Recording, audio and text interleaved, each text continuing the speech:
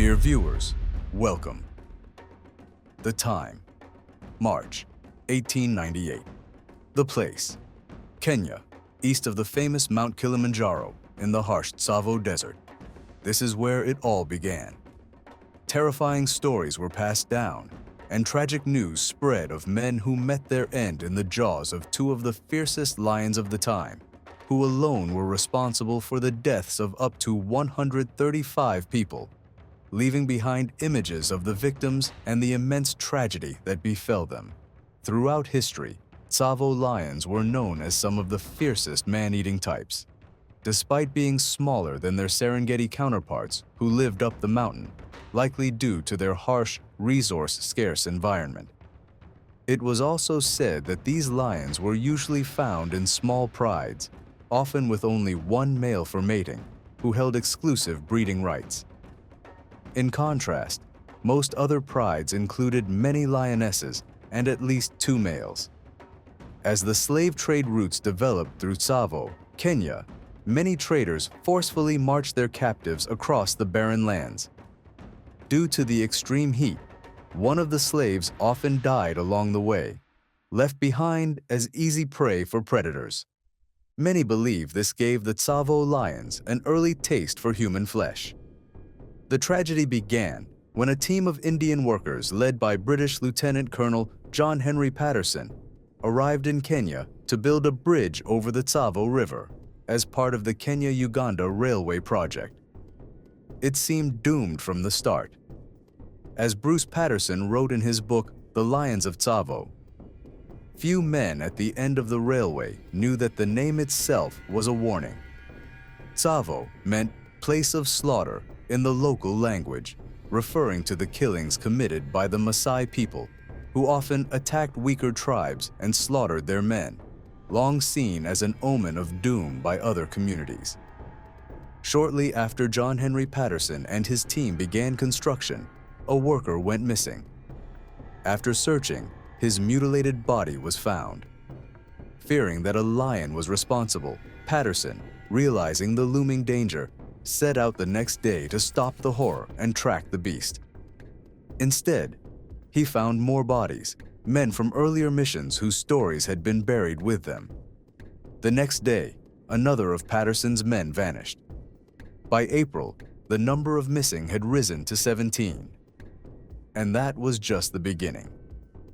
The killings continued for months, with the clever, elusive lions outwitting every fence, barrier, and trap set up to stop them, causing hundreds of workers to flee and halting bridge construction.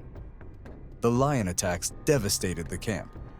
No one could stop the massacres, especially since they often happened at night, when the hungry beasts stalked the workers relentlessly. Screams pierced the night as these savage predators dragged men from their tents into the wild. Most reports claimed 135 people were eaten by the two lions that year. But the company, eager to downplay the incident and avoid inflating the numbers, officially declared only around 30 workers missing. The violence didn't end until January of that year, when Patterson finally hunted the lions down. It wasn't easy. He built thorn barriers, lit night fires, and imposed curfews. Still, the attacks continued, leading fearful workers to believe in curses and even rebel against Patterson. It took Patterson months to kill the terrifying pair of African lions, who had grown massive from gorging on human flesh during months of slaughter. Patterson was instantly hailed as a hero for ending the brutal crime spree and praised around the world. Once the threat was gone, bridge work resumed, and the workers finally regained confidence. The project was completed in February 1899. As a historical memento of the massacre, Patterson kept the lions' skins and skulls. In 1907, he published a best-selling book, The Man-Eaters of Tsavo. A quarter-century later, the skins and bones were sold to Chicago's Field Museum, where they were mounted and displayed to the public as legendary monsters. But the story didn't end there. Bruce Patterson, zoologist and field museum curator, spent years studying the lions. Chemical tests on their hair keratin and bone collagen confirmed they had eaten human flesh in the months before being shot. The tests also revealed one lion had eaten 11 people and the other 24, making the actual death toll just 35, far less than Patterson's claim of 135. In 2009, Nathaniel J. Dominy, Associate Professor of Anthropology at UC Santa Cruz, said, "It was a historical mystery for years, and now the contradiction has finally been addressed. We can imagine the railway company had reasons to downplay the deaths, and Patterson may have had motives to exaggerate them." A second study revealed the lion who ate more people had dental disease, a bad jaw, and skull damage. He likely turned to eating humans out of desperation. Meanwhile, there was a noticeable decline in other prey, mainly elephants. So when humans entered the area, they became easy alternative meals. Although we know more today about the truth of the Tsavo lions, they remain mythical symbols of their era. As Bruce Patterson told the Chicago Tribune in 2009, the Tsavo lions' remarkable achievement was that they halted the British Empire at the height of its power in Tsavo. The story of the Tsavo lions became legend, told as a tale of courage and survival. But more importantly, it's a reminder that nature can be cruel and unpredictable, and that no matter how advanced mankind becomes, he remains vulnerable to untamable forces. In the heart of the savannah, where life is measured by roars and death by silence, a lion was born. He wasn't the strongest nor the fiercest, but he was the smartest, the most steadfast and ambitious. He faced kings, saw empires collapse, and walked over their ashes like an invincible shadow. Perhaps he didn't seek the throne nor chase glory, but he engraved his name in the memory of the wild in a way no one ever had before. He wasn't just a lion. He was a legend, walking on 4 legs. A ghost that survived the jaws of death and emerged with pride from the heart of battles without bowing to his opponents. This is the story of Pretty Boy, the lion who chose to live free when others chose to die for glory. In this thrilling documentary, we won't just watch, we will feel, we will tremble, and we will respect the greatness of silence and the strength of the one who remains after the roar fades. Get ready. You are about to enter the world of the Mapogo lions, some of the most brutal and blood-soaked lions in the pages of history. Before the emergence of the famous Mapogo Coalition, Pretty Boy lived an ordinary life in the wildlands that would later become part of their empire. He wasn't known by that name yet. He was a young lion, still relying on his pride, learning the laws of survival in the wild. The scent of the wind, the danger of crocodile-filled rivers, and the meanings behind roars coming from afar. He watched the older males from a distance, sensing the hierarchy of power, witnessing the cruelty that came with it. He learned early that the world was not ruled by justice but by dominance. His mother cared for him, and his siblings played with him. But the safety of childhood was temporary. All around him, the wild was merciless. Hyenas lurked, and rival males invaded. One day, the dominant male who protected them disappeared. Perhaps he was expelled or killed. From that moment, everything changed. A shadow began to loom over his pride. Over time, the bonds between him and his pride began to weaken. He felt the change in the way adult lions looked at him. They no longer saw a cub, but a rising threat. As with all young males, he was expelled from the pride by the law of nature. He began wandering alone, avoiding stronger males, surviving on leftover kills, searching for a purpose. During his journey, he met others like him, exiles, cubs cast aside by life who chose solitude. Among them were those who would later be known as Mr. T, Kinky Tail, Rasta, Scar, and Makulu.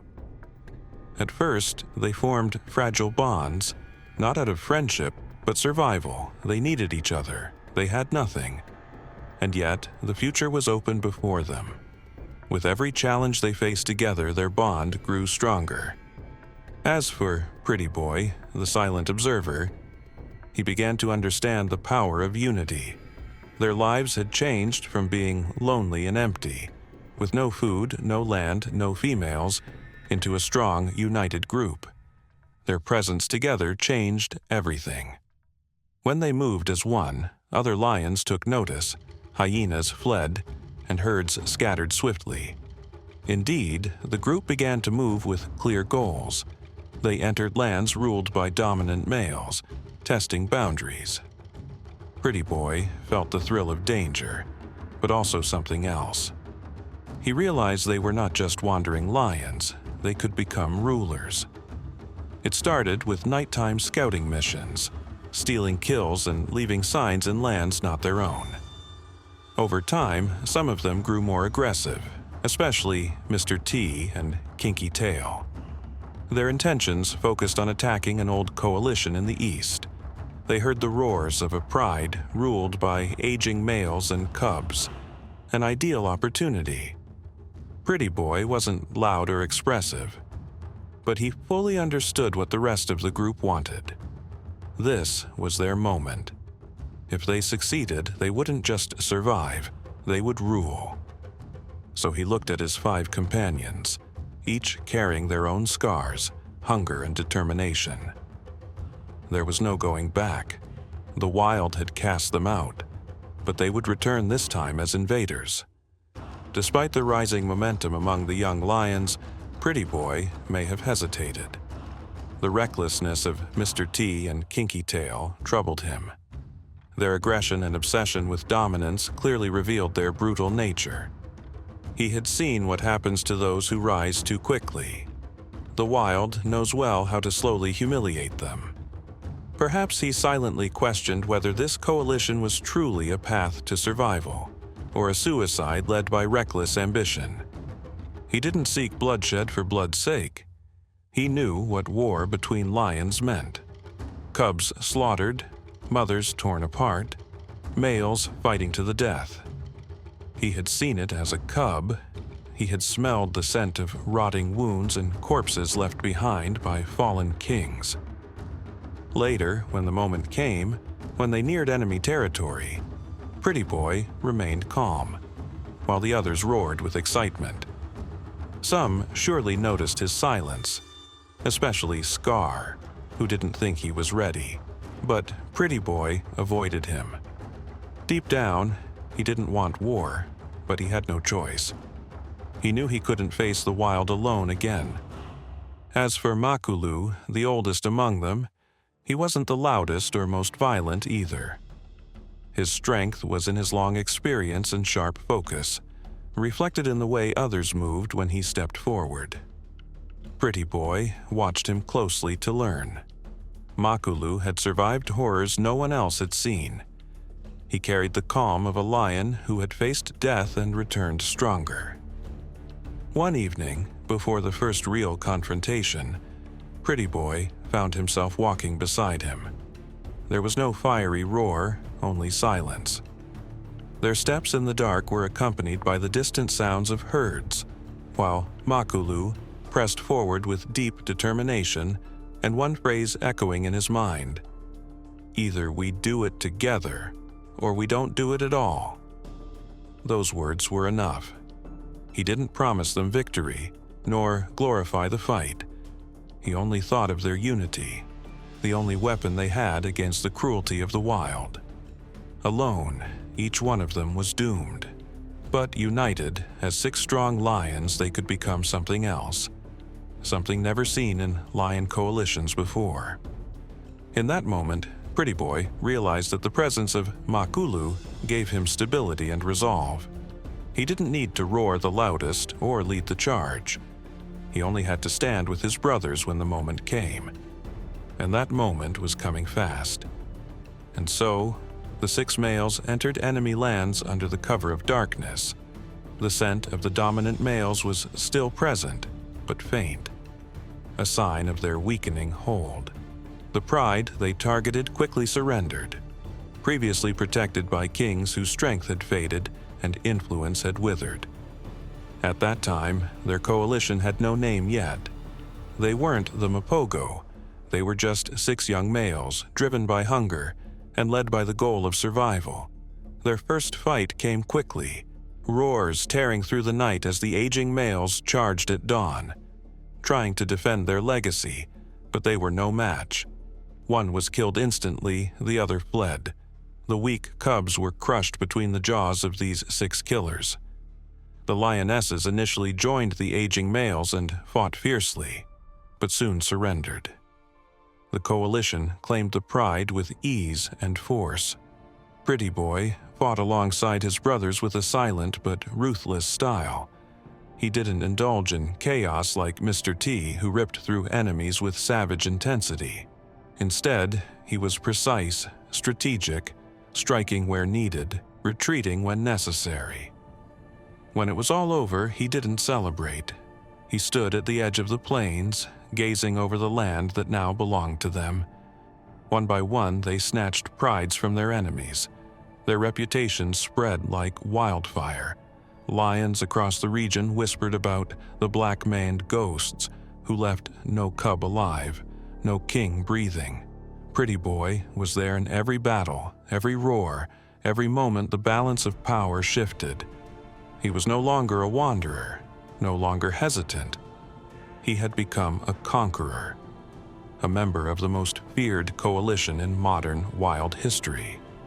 Yet, in quiet moments, he still carried the burden of this path, what it had cost and what it would cost.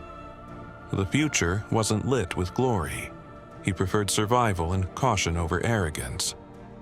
As the land expanded, so did the challenges. Dominance was not peace, but the beginning of a new war, a war of patience and endurance.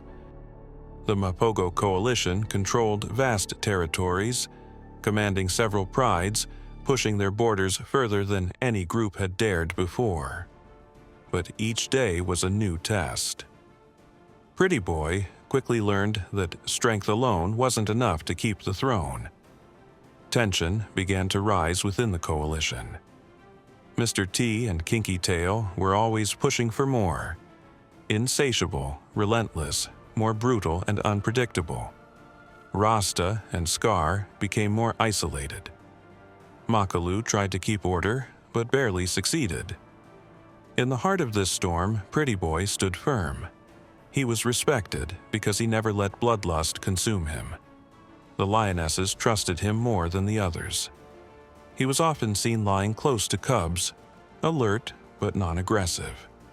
He was the opposite of the chaos the others brought. Meanwhile, enemies were everywhere. Nomadic males trying to sneak into Mapogo lands, former kings plotting revenge, young coalitions forming in the shadows, waiting for the right moment to strike. But Mapogo's response was always brutal. They tore their enemies apart with terrifying speed. Pretty Boy was always present. He might not have started the fight, but he never missed one. His presence balanced the scales.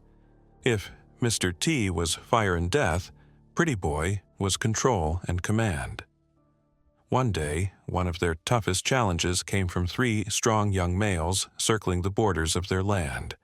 They were bold, organized, a clear sign that the new generation was watching and learning. Still, the Mapogo chased them relentlessly.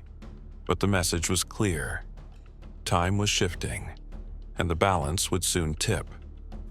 Inside the coalition, cracks had already begun to spread, especially when Mr. T and Kinky Tail broke off, forming their own unit and leaving the others behind. That left Pretty Boy with Makulu, Rasta, and Scar. It wasn't just a split, it was the start of a collapse, a fracture in a fortress built on resolve and blood. Yet Pretty Boy survived every hardship, from enemy attacks to internal conflict. But the real challenge had yet to come. The challenge wasn't conquest. It was holding on to what was slowly falling apart. Time passed. The group that once seemed unbreakable had now fractured.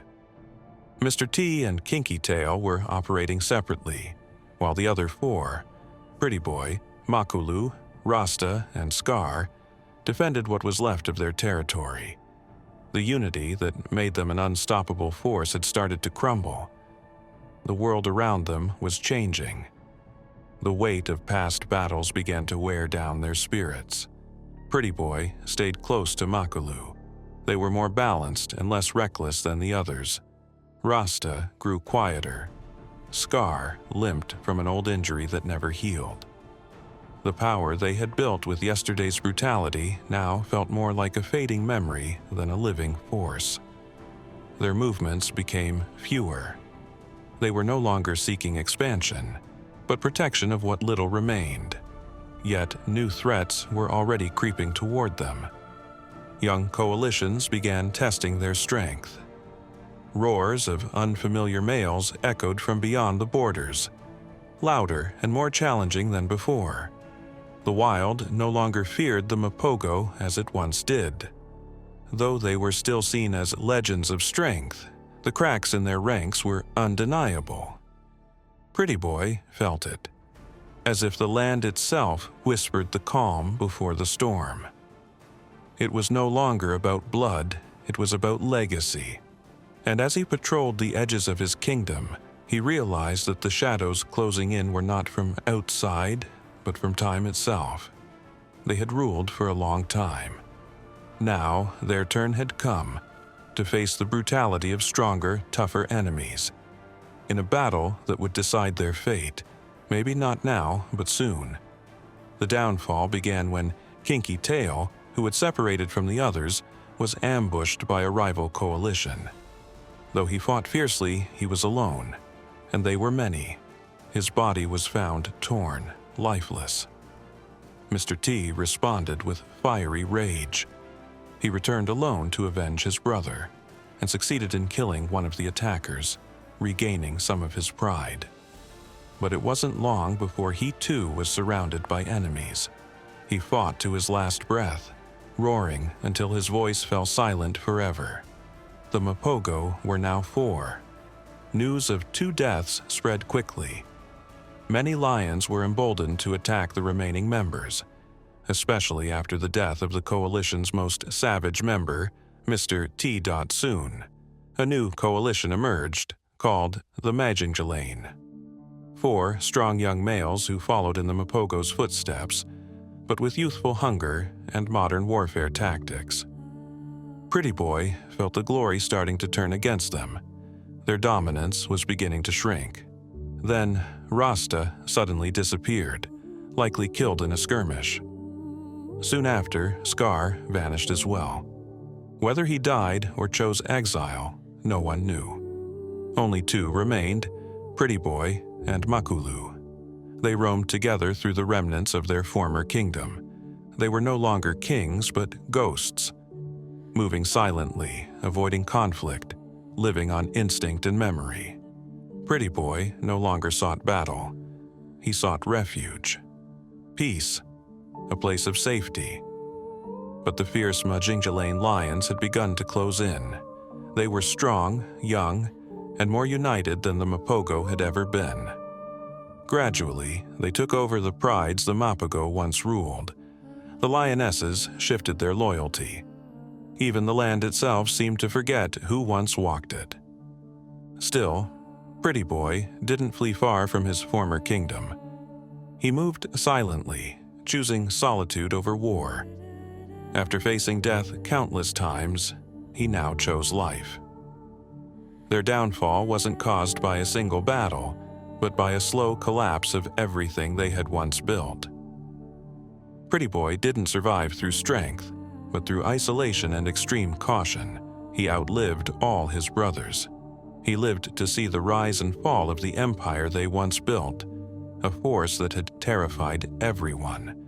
He escaped death more than once, and now he roamed the wild as the shadow of a legend.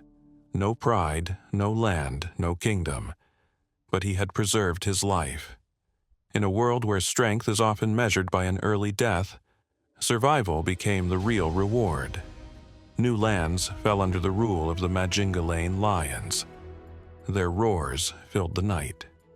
Their scent marked what was once Mapogo territory. But Pretty Boy had learned something none of them yet knew: how to survive, how to live after glory. He hunted when he could, avoided conflict when needed, and stayed on the move.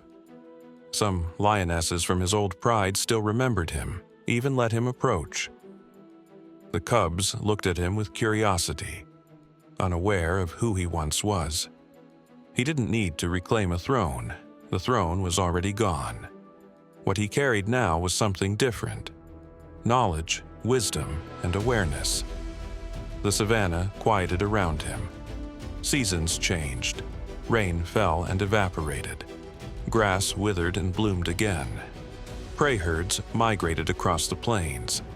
And Pretty Boy followed from afar. He no longer chased power, he simply existed, with caution and survival instinct. From time to time, he faced younger males. Some challenged him, most ignored him. He fought only when he had to, and rarely with the fierceness of his youth. The years had changed him. His body was leaner, scarred, but in his eyes still sparkled that flame from his younger days. Sometimes he returned to the places he once ruled: the water holes where battles had been fought, the trees where cubs once played, the borders he had marked with his roars. No one recognized him anymore. To them, he was just another lone male, lost. But in the wind, in the rustle of the grass, echoes remained. Faint, perhaps, but real. He had walked through fire, built an empire, lost everything, and still he lived. There were no celebrations waiting for him, no grand return, only a slow journey into the silence he had chosen. In his final days, Pretty Boy walked the edges of forgotten lands. His body slowed, his roar softened, but his eyes still held that same passion for life. Maybe he was no longer the lion he once was, but he was not broken. He entered a new phase of existence, one no longer ruled by dominance, but by wisdom and awareness. He could sense danger before seeing it, move without being seen, preserve energy, let go of things lions usually fight to the death for. He had no pride to defend, no cubs to protect, no land to claim. He had nothing left to prove. Pretty Boy lived for a short time beside a quiet waterhole, visited only by antelope and a few old lionesses. There he found moments of rest, moments of peace. He lay beneath the same stars that once lit his path as a king. In a world that never stops fighting, Pretty Boy became an unforgettable ghost. Despite his long wandering, narrow escapes, withdrawal from war, and solitary walks without fear, his day came. He passed beneath the shade of a tree. No audience, no final roar. He left with the wind, with the dust, leaving behind endless memories. He may not have left a kingdom, or cubs, or a pride bearing his name, but the wild carried his legacy in its plains and hills, as a lion who survived what others couldn't. His story traveled through the savanna, through lionesses who lay beside him, and through the memories of the Mapogo era. Young lions who came after him never saw him, but they lived in a world he and his coalition helped shape. A world still marked by the fearsome imprint of the Mapogo coalition, and the thrilling, intense details of their lives as one of the greatest lion coalitions ever known. In the end, Pretty Boy wasn't the loudest, nor the most savage or destructive, but he was the one who remained. And in the wild, it is the one who remains who tells the greatest stories. If we take a contemplative look around the world and gather enough data to survey the types of cats spread across the globe, we'll find many species, large and small, tame and deadly. But if we look to identify the most ferocious and powerful types, we'll find, in certain regions, cats known for their skill, dominance, and ferocity. In the Americas, we find cougars and jaguars. In Africa, there are lions and leopards, while in Asia, tigers and leopards dominate. But when you turn your gaze to Australia, you won't find any big cats there. For several reasons we'll explore in this exciting episode, where we'll imagine the presence of one of the most feared felines among its kind, one of the most capable predators on the planet, the lion. If we assume its presence, we'll be faced with several crucial questions about life across the isolated continent, such as, would the presence of lions destroy Australia's entire ecosystem? How would lions adapt to a new world? And what would it mean for all the native species already living there? Let's begin by learning about the land known as Australia. As mentioned, there are no big cats there. No tigers, no lions, no jaguars, no leopards, no snow leopards, no cheetahs, no cougars, not even lynxes, caracals, or ocelots. There were reports of American soldiers arriving in Australia during World War II who brought cougars and leopards as companion animals. Perhaps some of these cats were released into the wild, but if so, their numbers were clearly limited. There's no trace of them today.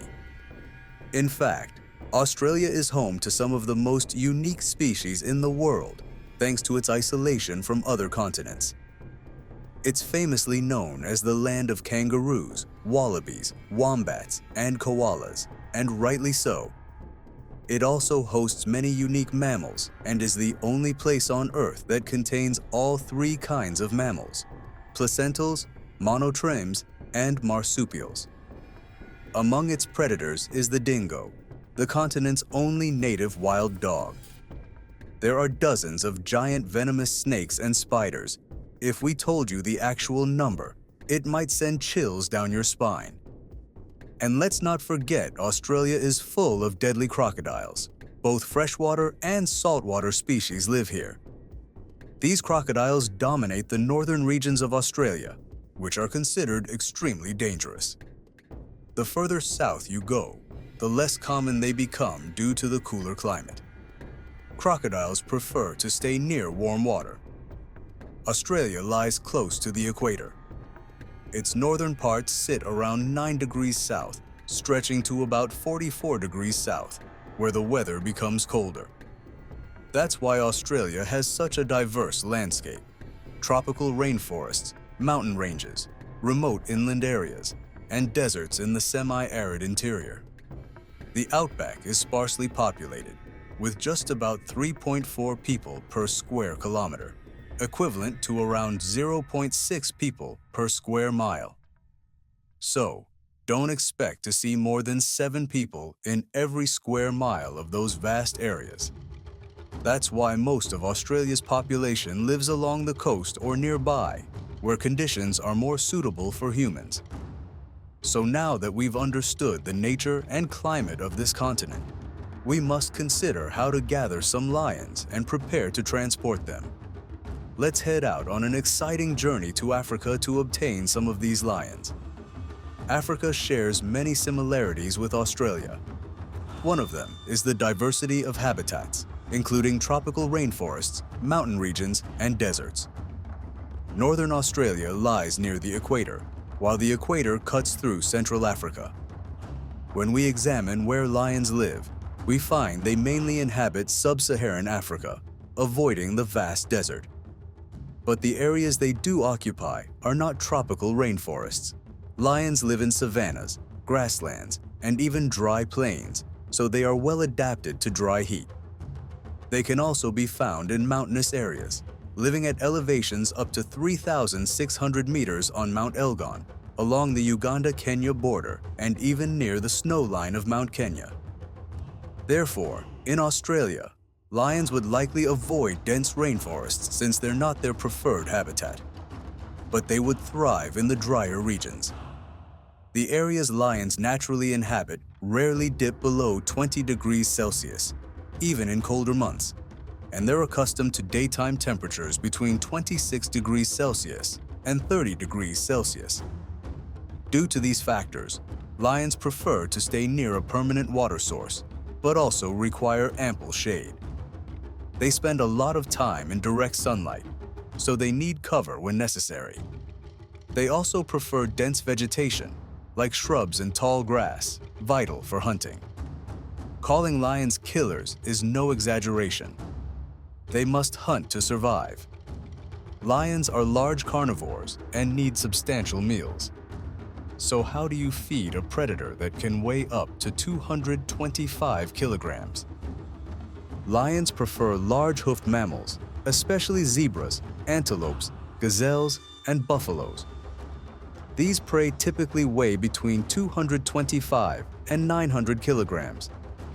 And lions don't usually eat alone. There's often a hungry pride to feed.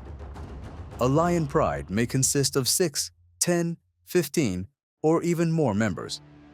That's why they prefer larger prey for the whole group. However, if needed, lions can feed on smaller animals like warthogs, turtles, birds, rabbits, lizards, and mice. Usually, the females do most of the hunting, while males protect the pride and its territory. Lions must deal with rival predators trying to intrude and steal prey, such as hyenas, leopards, cheetahs, African wild dogs, and even other lions. But lions rarely struggle with these predators. They're larger and stronger than all of them. None of them can sneak up on an alert lion. And even if they manage to steal some food and flee, only a few escape the jaws of a killer lion. The only real threat to be wary of is the crocodile. Lions in Africa are very familiar with the thin-snouted West African crocodiles and the Nile crocodile. Nile crocodiles have terrifying bites, up to 2 tons of pressure per square inch. So lions have learned to approach water cautiously and leave quickly after drinking. Now that we've gathered enough information, let's assemble the lion group, say around 12 of them, and head toward Australia. We'll fly southeast across the Indian Ocean to deliver the pride safely. Upon landing, the lions begin to explore the new land. As they adapt, they discover many areas that resemble their native habitat. Tropical rainforests they'd likely avoid, mountainous zones, open plains, and vast outback regions. All these regions are strikingly similar to the African savannas and grasslands. And since these areas are sparsely populated, that's perfect for the lions, just like much of the land they once ruled in Africa. So far, things are looking very good. As the lions explore more, they'll find water sources, cover for hunting, and shade to rest. Lions are already used to being apex predators, but they knew back in Africa that they had competition from other predators eager for prey and ready to steal kills. But in Australia, after surveying their surroundings, they'll realize there are no competing big cats, no hyenas, only dingoes, which are similar to African wild dogs.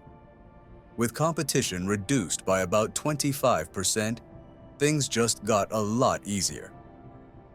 As for crocodiles dominating the waters and sometimes venturing onto land, the lions will need to tread more carefully around these reptiles. Fortunately, they're already trained to avoid them. The real problem for lions lies in the scarcity of their favorite meals. Large hoofed mammals simply don't exist in Australia. The continent has been separated from the others for so long that many placental mammals never fully developed here.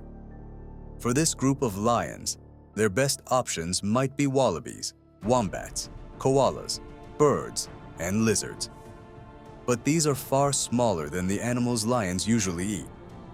They may feed one lion, but not a whole pride. That means they'll need to work harder to get meals, and not everyone will share. Survival will belong to the fittest. There are some larger wild pigs, and of course, kangaroos. But kangaroos are a tricky case. Some are quite large, and they fight back. Literally, they punch. Lions may not enjoy hunting prey that resists, but they may have no choice and will eventually chase kangaroos too. Still, nothing compares to zebras or buffaloes for them. Over time, if the lion group continues adapting, thriving, and reproducing, African lions will remain larger than their Australian-born counterparts, who would shrink due to food scarcity.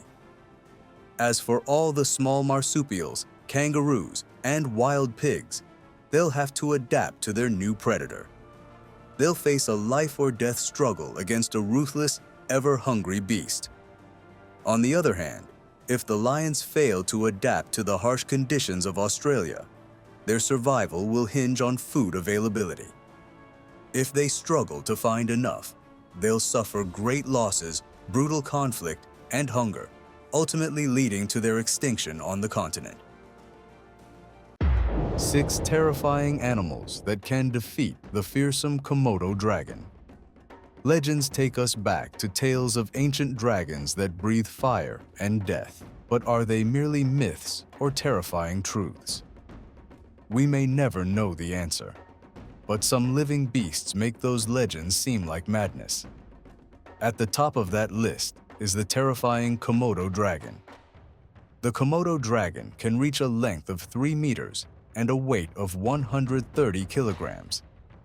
It has strong legs ending in claws that tear flesh during an attack, and its teeth resemble those of a shark, locking onto its prey. The Komodo dragon can sprint at 11 miles per hour over short distances. Its saliva contains more than 50 types of toxic bacteria, making it nearly impossible for prey to survive a bite. Even if the prey escapes, it usually dies within 24 hours from infection, and the Komodo dragon can track it down and feed by following the scent. But what if the Komodo dragon faced off against another predator?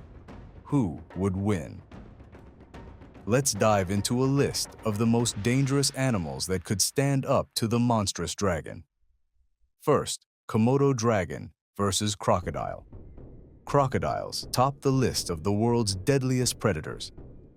These fearsome creatures have existed since the age of dinosaurs and are the largest aquatic reptiles in the wild. They are designed for killing, with powerful jaws full of sharp teeth that sink deep into prey. Once a crocodile clamps down, escape is impossible. Only animals strong enough to disrupt the attack or fast enough to strike first can survive a crocodile. Attacking a fully grown Nile crocodile would be suicide for the Komodo dragon. Given the crocodile's massive weight, the dragon would find it nearly impossible to escape its jaws. Death would be inevitable. Crocodiles are also largely immune to toxins, so the Komodo's venomous bite likely wouldn't do much damage.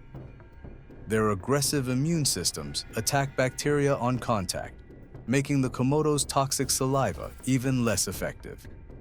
Second, Komodo dragon versus hippopotamus. Although hippos are herbivores by nature, they are also among the most aggressive animals and are responsible for around 500 human deaths annually in Africa. Hippos are naturally more aggressive than the more patient and opportunistic Komodo dragon. Hippos can also run faster than the Komodo on land, giving them the upper hand in pinning down and crushing the dragon under their massive weight.